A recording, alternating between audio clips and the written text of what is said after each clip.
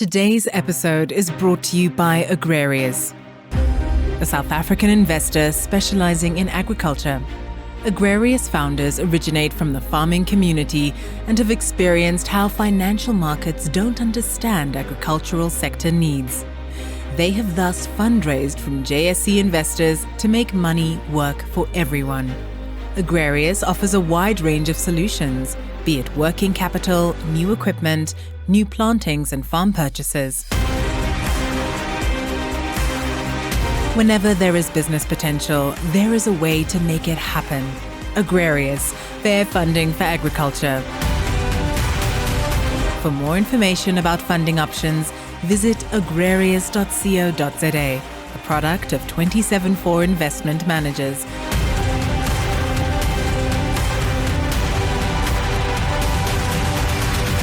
An authorized financial services provider, 31045.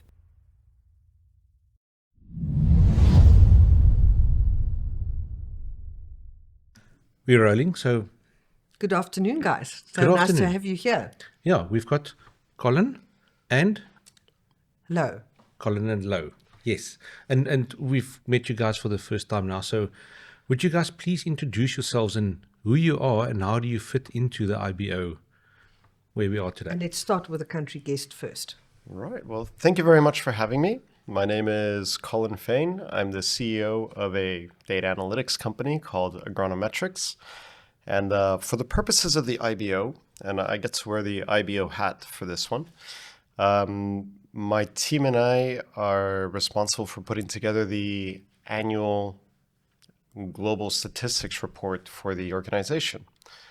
So that entails bringing together statistics from all over the world, working in close collaboration with all different member countries, as well as pulling information from public sources where it's available, and bringing together a narrative and a picture of how the entire world is developing and the contribution of each one of the countries within it. South Africa obviously being a notable participant this year, and for that we've done a special section only on South Africa with an excerpt that's several pages long, some nice infographics, and tried to make it an entertaining and an informative read. Okay. Thank you. And Louw? No.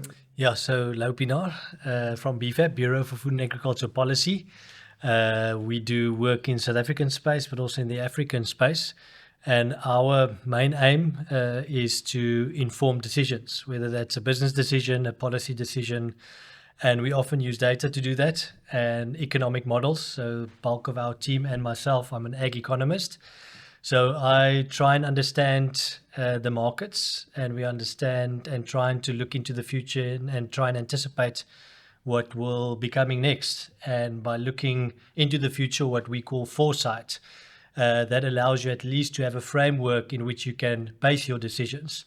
And so we support businesses and the agricultural sector, mainly in South Africa, but also in Africa, but we've done some international work as well. And the way that we fit into this conference is mainly through our South African research that we do with Berry South Africa. And we started about 2021-22. We started our modeling work to include blueberries. Up until that time, we were mainly doing the work that most in South Africa would know is our work on maize and all the other more commodities that's important to South Africa. We've done citrus and other bigger horticultural crops in the past, but I was the lucky person to develop our blueberry models, so economic models looking forward 10 years. And we do that as a sector and as a farm. And the idea there is just to support the berry industry as a grouping. You know, what do we think is going to happen? What's happening with profitability? What are main trends taking place? And I get the opportunity to talk many industry players, collect data, and then guess what the future would be. It sounds like the two of you need to have conversations with each other if you haven't already done so. We've spoken before. No, and I'm a huge admirer of his work. Like, of all the different organizations that I worked with, I think South Africa is very privileged to work with you guys, and you guys have one of the most comprehensive reports that I've seen, and it's very informed, and it gives a perspective on where South Africa is and where it's maybe a good guess at where it's headed that that can be incredibly useful for planning. Right? Because if you don't have a good idea of where you're headed, Yes. it's really hard to like point the ship in that direction and push. You know, things are going to get faster. They're going to get slower. Do I look at getting more land? Do I look at securing more labor? All these resources don't happen from one day to the next. And you guys have done an exceptional job with that, as to the extent where I have had the privilege of having access to information, not speaking specifically for South Africa, but at a global scale. Wow. That sounds like a big compliment, Louw. Well, I actually want to add there that it's, I mean, I'm probably the largest consumer of that IBO report that they generate.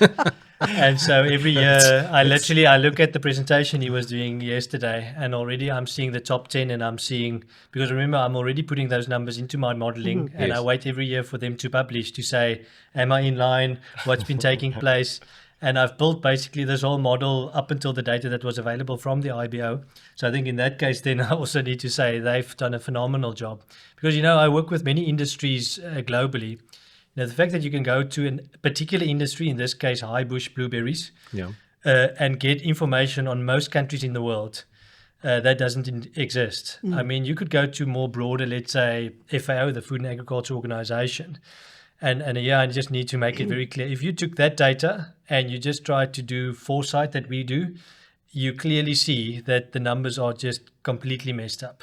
Like I would even tell people, if you want to work on technical crops, like something like, let's say, raspberries, blueberries, pomegranates, or the like that I've seen, I say, don't go for FAO data. Go for something that's very specialized, and the resources there. And therefore, I must say to the IBO, they've obviously put resources behind this, and obviously get guys like him and his company to do this. It takes enormous effort. So on my part, I also want to say it's their work has been really impacting our work as well. Of course, there's here and there where we kind of just ease it out and find different sources. But I mean, their work is instrumental to our work. Very interesting. Our previous guest was from the US. She used to be in government. She is now Independent consultant. Yeah, and she was saying how the current administration has laid off many people from the research facilities, US government research facilities. So to have access to something like what you're doing is going to only become more and more important in the future. If it is, if the other sources might fall away. So it's pretty cool. So perhaps you should share with us any really interesting trends that you can. Yeah, but before we go to the blueberry thing, what other crops do you work across in your? Obviously, not just blueberries. Not just blueberries. I mean, blueberries is a big part of our focus. And that's kind of been a strategic decision for the team. We look more to capture depth and completeness of the story that can be captured in data, as opposed to just, try to trudge across an ocean that's very, very shallow. In the US, we work with 21 other commodities, and mostly, they're all fresh fruits and asparagus. Okay. But it's fresh produce that's imported and trades across the border to one extent or another. That's where we're able to help the producers and give them insights with which to take their fruit to market, or the importers and give them insights with which to make better purchasing decisions. So that's our business outside of doing the report. But yeah, blueberries is very consuming, and the fact that we're working at the scale and the level that we are with the IBO, and we're trying to get that depth, which has taken us to put together a 288-page report at this point on a yearly basis. And I think Louw might be one of the few people that actually bothers to go through the entire thing. Right? The design is to be a bunch of little books that you can kind of pick and choose from. And it's like, I want to find out what's going on in Zimbabwe. We have a Zimbabwe section. South Africa, South Africa section. What's going on in Germany? Who's buying this fruit? Why are they buying? What are the trends there? Peru, the competition. And be able to give a descriptive and as as complete a picture of what's going on around the world so that people can make strategic decisions from it. I've got a question outside of the report and what we've spoken about now. Is if I look at Louw is an Afrikaans guy, he could fit in the agriculture sector. How did you get into this very specific thing? I'm not Afrikaans. That's not a requirement for. No. But in South Africa, that would be like Yeah. You could very easily fit into on a farm. I stumbled into it. I received a grant from the Chilean government. Wow. To start a data analytics company. And, I was young and full of idealism and entrepreneurial thoughts, and we're going to go out there and change the world. And ends up, before you start actually doing something that's productive, you usually stumble a couple times along the way. So I took a couple swings while I was in Chile. I went there for 6 months and stayed for 6 years. Wow. And on my journey down there, I was introduced to the export community. And Chile's a major fresh produce exporter. It's about a third of their economy. And I started off with avocados. And working with the avocado exporters and trying to understand the US market specifically. And kind of cut my teeth there before I stumbled into blueberries, which at that point, Chile was the biggest exporter of blueberries in the world. And, then you just keep on going down that rabbit hole. And I was introduced to Court in 2019. We started doing the IBO report together, and that was a huge education to bring on the global scope. And the U.S. plays a massive role on the global stage. And we can see that with the import statistics, without any doubt. But getting to know what's happening in every little niche, that's like, what's India doing? Like, what's the potential there? And that's something that's very relevant to South Africa. So how do we tell that story so that it's useful for you guys? But also, the whole world has always looked up to the US in all factors of business and whatever. The US has always been like the benchmark that people would like to be. There is a slight amount of volatility. Yes, we all know that. to that benchmark at the moment. But yeah, it's a very impressive economy. It's got a very impressive consumer base. And they do have a tradition of wanting to do things well and letting the markets kind of speak for themselves. So where the one that does the work the best is the one that's compensated for it. And that's kind of what's been driving. It's kind of the ideal, what US capitalism stands for. That's not necessarily as straightforward as one might like. All the time, but there are some good lessons to be learned, and I think South Africa is doing a real. And Louw can speak more to this than I can, but what we see from the outside is that when it comes to best practices and reinvention, and you look at the shift in plantings from the highlands to the lowlands. And the varietal renewal that's happening in South Africa, and the quality of the fruit that's being benchmarked against the rest of the world, South Africa is doing amazing work, and you guys should be applauded for it. Well, Thank you. I actually want to add to what he Please, said, please. particularly speaking about the US as a, let's say, pioneer of the blueberry industry. An interesting stat is that the US is by far the biggest consumer of fresh blueberries.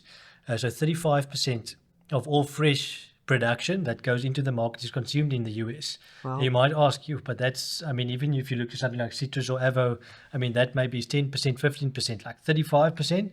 And the reason for that is actually the commercial blueberry sector started in the US, actually in the 1900s. And slightly before that, and that was particularly with 2 or 3, well, at least it was one person that did breeding, stumbled across the blueberries and started to breed with blueberries. So the reason that they so far ahead in terms of the maturity of that market, how it operates, how much is consumed, the consistency of supply, it means if you just bring this back to South Africa, our first plantings in South Africa was in, let's say, the late 1970s or 80s. But their first plantings were in the 1900s, 1901, Yes. 1902. So you literally have a 50, 60-year advantage of having that product in the market at a consistent rate. And I guess the IBO and what we're wanting to achieve is to make sure blueberries go into that global market where everyone can start to consume it at affordable prices. And that's basically the system he's talking about. If we can really produce that efficiently and the market works well, then it will mean more people will be able to buy it. So it's an affordability argument. But in that case, the US is just far ahead in terms of that market. But now what we see is, especially with growth in global blueberries, is that demand is catching up in many of these lower base markets. So Europe, for instance, has grown much faster. US still growing strong, but now thinking of a developing market, India, China. And remember, they're starting at a base that's maybe 10% of a fraction of what the US consumes. But that growth has been very fast. So I think what we want to do and why we do what we do is we want this market to grow. We want more people to consume this fruit. We know blueberries makes a huge impact on livelihoods, but also on profitability and investment Yes. and the like. So to me, it's just a game changer, whether you talk in the South African context, whether you talk in the US or anywhere, is that we want the industry to thrive and make a huge impact. And that's why we're passionate. I'm assuming you as well. And we want to tell the good story of blueberries. Of course, in South Africa, it's a major success story. I mean, blueberries the fastest growing industry in South African agriculture for the past 20 years, by far. And it's labor intensive. So now you bring the livelihood side in. So it's just a good story on all sides. I've got a statement question. And we've heard it a couple of times here. And what previous people we spoke to is that we in South Africa you look at what's in front of you. You look at your own problems, your own things. How do you feel about hearing from somebody like them saying that South Africa could be the next big thing, with this amazing quality coming from? You work with farmers on the ground or here with do they actually believe that when somebody from outside is saying we are doing a great job? It's a very good question. Sometimes I don't know if it's a cultural thing, but we're not very good at also backing ourselves sometimes. Yes. You get to a global conference like this and it's great to rub shoulders with other people. But of course, many times farming is local, unless you're a big farmer and you export and you go to many of these agricultural shows. But South Africa has so much counting in its favor. Sometimes we look at ourselves and look ourselves short. I don't know why we do this. And then coming to a conference like this and hearing good stories and really realizing that we can make an impact is good for us as well, is to realize. Now, I must say, we obviously, in the blueberry space, we're still small, but growing fast. But in terms of our other commodities, I mean, we're a big player in, for instance, citrus in the global setting, a big exporter, macadamias and the like. So I think it's filtering through that we can make an impact. We can do better, good quality. We can deliver consistently in the markets. And It's not that we can, we are. We are, and we're growing fast, and it's recognized. So I think that's a valuable thing also from the conference. But we must back ourselves. I mean, I'm talking to a South African audience. I mean, our farmers, some of the best farmers in the world. I can say that. I've traveled widely. If you just put us next to any farmer in the Northern Hemisphere and say they must deal with the challenges that we deal with, I mean, now the international audience, I mean, to explain to them what's load shedding, for instance, or what is your cargo is sitting in the harbor for 2 weeks. I mean, there are negative things, but that we're able to rise above that and still do what he's, giving us credit for is exceptional by our farmers. So, I hope that answers your question. That is, it speaks to the South African expression, which means a farmer copes no matter what. A boer maak 'n plan. And it's something like that. It's specific. It's a saying specific to South Africa, to Afrikaans. And it means a farmer will persevere and find a way to make things work. And it's actually a cultural approach, really, of our farmers. And it's tested daily, I think. You have to make a plan. If you don't make a plan, you're out. So. And from your side, coming to South Africa you've done this report now. You saw the data, and you came to this conclusion that we are doing a good job here. Now that you are here, how do you feel about South Africa? We will still do farm visits tomorrow, but I mean, you can share already his reflection. I'm not going to get kicked off the bus. We're like, no. Better that you don't go out to the country. When's this being released? No, but long after this. I think my perspective on South Africa, and especially kind of reinforced by everything that I've seen so far. I got to go to the pre-show event in Fall Creek, which was very, very interesting. And hearing all the speeches, and what I look for is, I mean, on one hand, we kind of sit up in our ivory tower, look at the globe. It's a very tall ivory tower, and Gotta say it. and so this is where we get to see, okay, is what we're writing making sense? Yes. And is the data that we're pulling up being validated by the stories and the narratives and like what people are actually living? And that's huge. I mean, that's important. That's what validates the report in itself. And my feel coming away from what I've heard so far is we put out, and it's a part of this report for the first time, a producer survey where everybody everybody in the world got to reply to this. And we had more than 5 responses from any one region in the world, we published the individual survey for that region. So we get to compare one country to the other. And South Africa stood out but far and away stood out when it came to labor costs, where the rest of the world is struggling with that considerably. I mean, you go to Peru, you go to Chile, you go to Mexico. Mexico's importing labor. You mean not the cost, you mean the availability of labor. The availability, Yeah. the availability of labor. I mean, and the availability is going to play into the costs one way or the next. But that is a major cost center for the production of blueberries, and because of what you had mentioned before. And so as that trend continues to evolve in other parts of the world and South Africa, that is a clear, distinctive feature for production in this region. And I think that's going to make that is a potential for making South Africa competitive on the global stage, without a doubt. And the other one is, I think, China. Everybody speaks a lot about China. I wouldn't underestimate Peru's ability to reach that market efficiently. And they just opened Shanghai. They got pretty much a straight shot into China. And they have a lot of hectares produced, planted. And like this last year, what we added in the report to Peru, like new hectares that were planted last year, is I think more than all of the hectares planted in South Africa. Like Gasp. it is scale at a unseen level in our industry. I can't say any other ones, but definitely within blueberries, they stand aside. But it still costs more than so. Right now, they are the biggest supplier. Peru is the biggest supplier of India. Okay.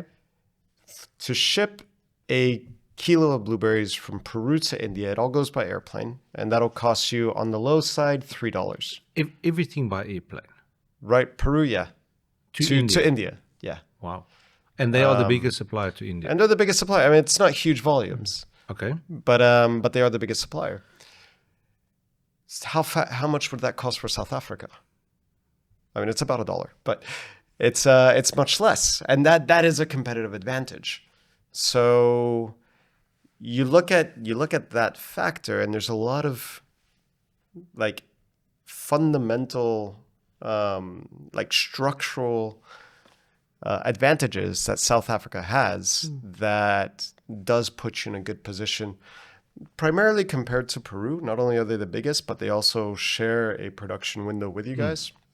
But then there's the tariff, which might upset things again with your actual value. So it's one of those things whereby you're talking about a level playing field, but sometimes the playing fields aren't level.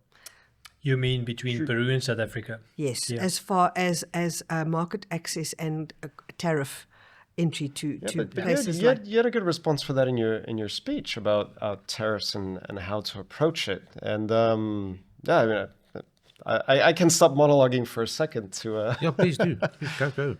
Yeah, so I mean, it's we haven't spoken about tariffs in 30 years because we didn't need to. We've got the what we call the General Agreement on Tariffs and Trade that's been in place, gradually bringing tariffs down. And I don't want to digress into a tariff talk because then we'll digress into a US talk and then we'll Yes. regress much further. But I'm these days saying, and this we have to give credit to Peru. I mean, they're our fierce competitor. And just remember, in 2010, we had the same amount of hectares as Peru.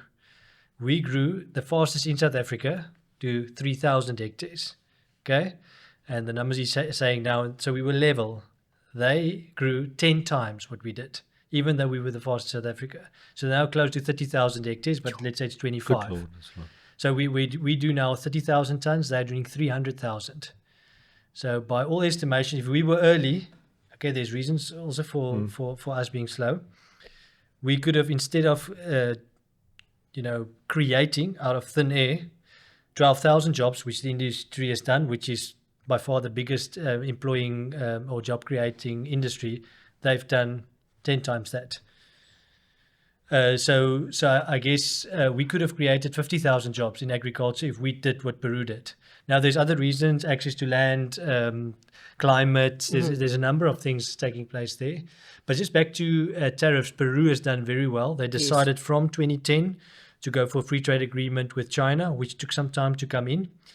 Now, obviously, we do a bit more manufacturing, so that means we need to also protect our industries, but I don't want to go there. But the point is they've opened up with their growth in that hectares. They every year basically open up a new market. Vietnam, India, Israel, Taiwan. I mean, you can, the list. And then 2020, they've officially signed the protocol at a zero tariff to go to China.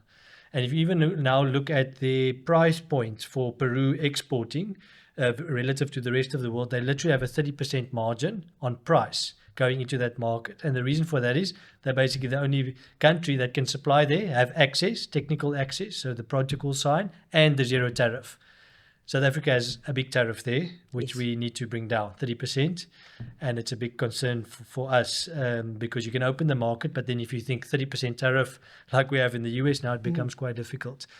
So I think we must say the time is ripe to talk. How can we as South Africa make sure, and our policymakers say blueberries can make a big impact? We need to get onto a plane with a plan to negotiate tariffs for particular industries or products and not go with this approach where usually it takes 10, 15 years to go tariff by tariff, multilateral, everything is included, we go free trade deal. Those days are behind us, I think, and we need to now go, let's try to go for a deal with China. Not everything is open, everyone goes to zero. Let's go and negotiate a trade deal that works for us and it works for them.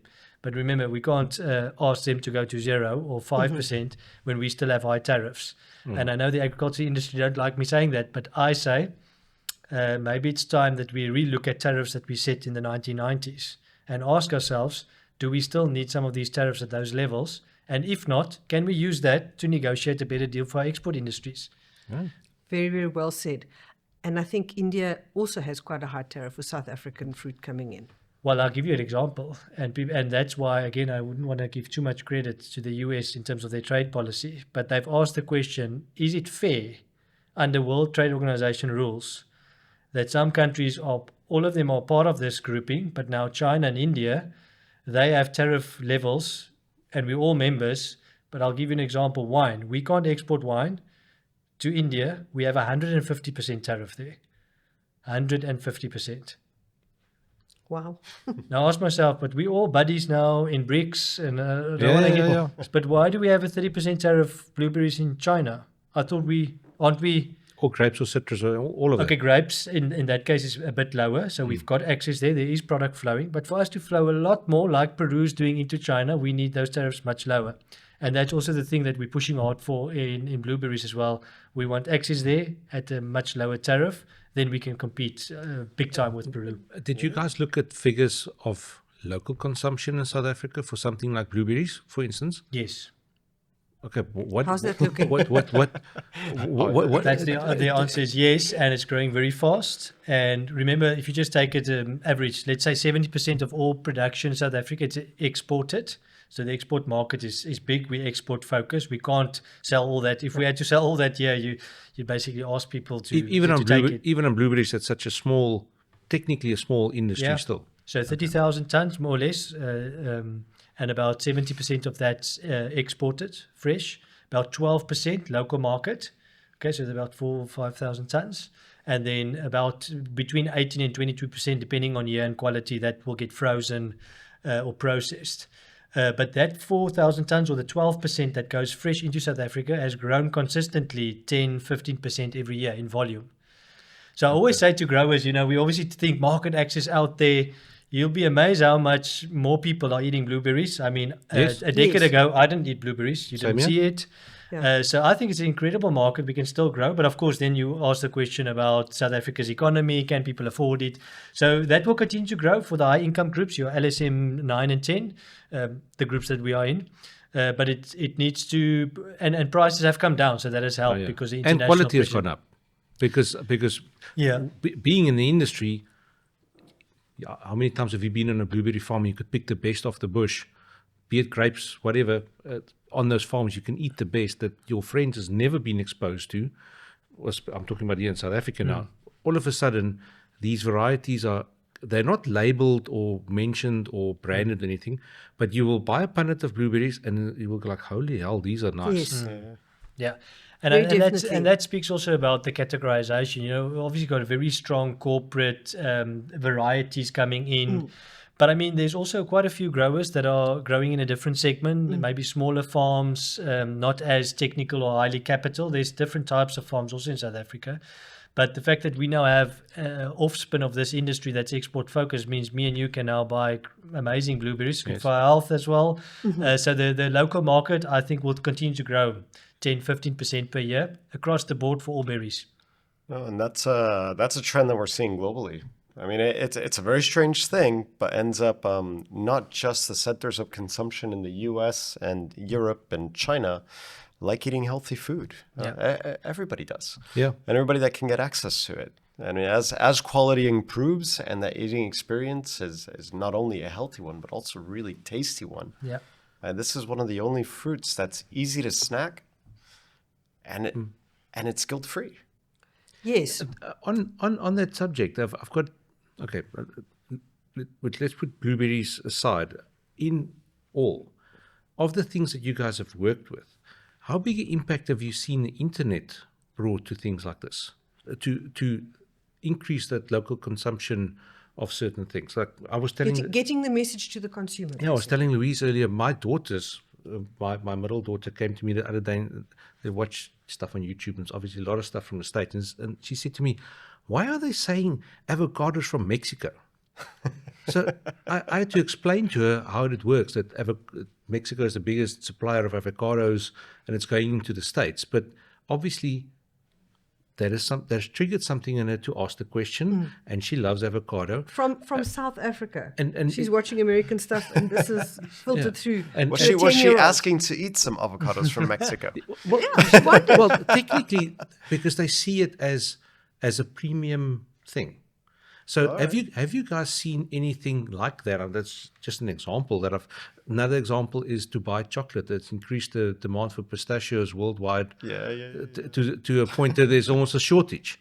Have you guys in your stats seen that in local markets? Yeah, of course. I mean, you can probably speak to South Africa. In the U.S., avocados from Mexico is an amazing example.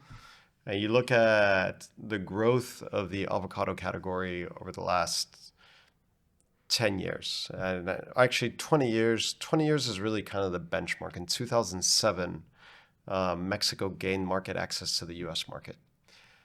And it's been pretty much a straight shot up. And you look at where avocados were 20 years ago is kind of where blueberries are right now in the U.S. Okay. So, and that kind of answers two questions. on one side is, are we going to make too many blueberries for people to eat them? And the answer is no. If they can eat that many avocados, they can eat that many blueberries. Like we're not running out of stomachs in any time soon. Love it. The other question is how far can the category go? And again, looking at avocados, it can go much, much further. What they've done very, very well is on one side, they were able to complete coverage with Hass avocados all year round. And that's kind of what Blueberries has done so far. And they've done a very good job with it. I mean, that's what South Africa kind of brings to the table in Europe and the UK. And Peru, much more in the US and China as well as Europe. And then you have those other niches that fill in the gaps on the other sides, like Mexico, Morocco, so on and so forth. They've also done a very, very good job with quality. So the Hass avocado is a very good avocado. It travels very well. They've set up ripening centers across the US so that you can have a ripe and ready-to-eat avocado pretty much wherever you want to buy it. And that the infrastructure, the logistics, and the entire supply chain to be able to supply that doesn't come out of nowhere. Yes. It's been an investment, but it's an investment that's paid off. And offering high quality fruit, I mean, the best way to sell anything is make sure that the experience that they have today is a good one. And then they'll want to repeat it. And they must have it tomorrow and the day after again. Yeah, and then that makes a perpetual cycle. And I think that's helped the category grow substantially. And that's what Blueberries is really focused on to a large extent today. And then the third thing is they've gotten the message out. So Avocados from Mexico, as your daughter can attest, has a machine for marketing.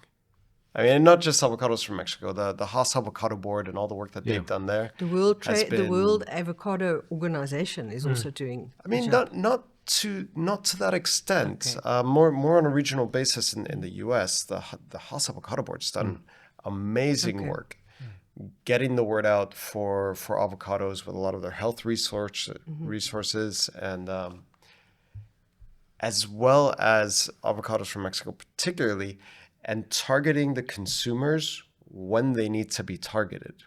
Okay. And it's interesting that we have the director of marketing for the USHBC here. Okay. He used to work for Avocados from Mexico. So if you get a chance to do an interview with him, ask him, because he was in the room when they were deciding to make the Super Bowl advertisements, for example. Okay, we know about that. And so he was the guy that was making that decision. Wow. So it's... We need to wrap, guys, unfortunately. So well, I got to speaking too much. No. You've been incredible, both of you. Thank you so much for coming to chat to us. And it's gone like all over the place. It just shows you how much there is to know and the incredible value of the blueberry industry globally and also in South Africa. Thank you so much for your contributions. And also, it's so positive about South Africa. Are we going to do a last question with him? We'll have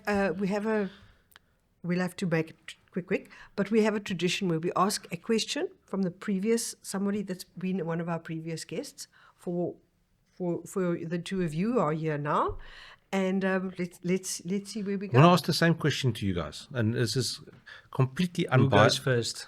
Well, you can flip a coin for that. I just had a monologue about avocados, man. So I think it's your turn. Yeah, and I would love to continue that conversation about avocados. It's an incredible industry. So, okay. If fruit had an Olympics, who would the winner be and why? And don't just answer blueberries because we are here. This is literally what... My guest can go first in this case. Sure, that's... I think... What a question. It is a good question. I mean, but then you're talking to like somewhat technical people, and I'm not sure how you're, but I'm like, all right, what's the ranking system going to be? What are we measuring these contestants on, and like how are we going to stack them up against each other? I think what's maybe an easier one to say is, what is your go-to fruit, like the Olympics, and why? And why? The one that I'm most proud of to be involved with is blueberries. Well, there you the one that I give to my kids and say, hey, look, I have a very tiny part in bringing this to you is blueberries. I mean, there's great things happening in apples. There's great things happening in avocados and a lot of other categories. But blueberries, it's hands down, it's one of the fastest growing ones, but it is the fastest growing one. Well, one of them. There might be some niche ones that are much smaller.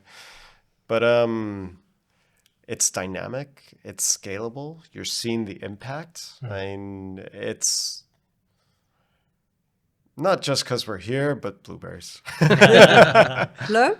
I would have said blueberries because we're here, but and my answer is more biased. It's also in the berry family. I would say raspberries because that's what I give my children to eat.